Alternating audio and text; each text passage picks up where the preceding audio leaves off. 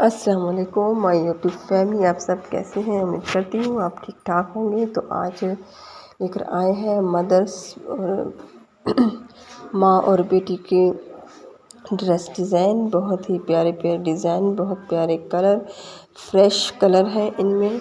और माँ और बेटी बहुत प्यारी लगती है जब एक यानी कि किसी फंक्शन में पहनकर जाते हैं और सब लोग माँ बेटी को बहुत देखते हैं और माशाल्लाह माशाल्लाह कहते हैं, क्योंकि माँ और बेटी के साथ एक जैसे ड्रेसेस बहुत अच्छे लगते हैं। तो देख सकते हैं बहुत ही नाइस ड्रेस है, बहुत प्यारे प्यारे ड्रेस है जो हम लेकर आए हैं आपके लिए, आपसे शेयर करने के लिए, क्योंकि आप भी अपने लिए अपने बच्चों के लिए ड्रेसेस बनवा सकते हैं।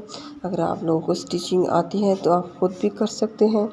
तो देखिएगा, अगर हमारे चैनल पर न्यू है तो सब्सक्राइब लाइक शेयर ज़रूर कीजिएगा और कमेंट में हमें बताया करें, हमें खुशी होती है। तो मिलते हैं नेक्स्ट वीडियो के साथ। अल्लाह हाफ़िज़।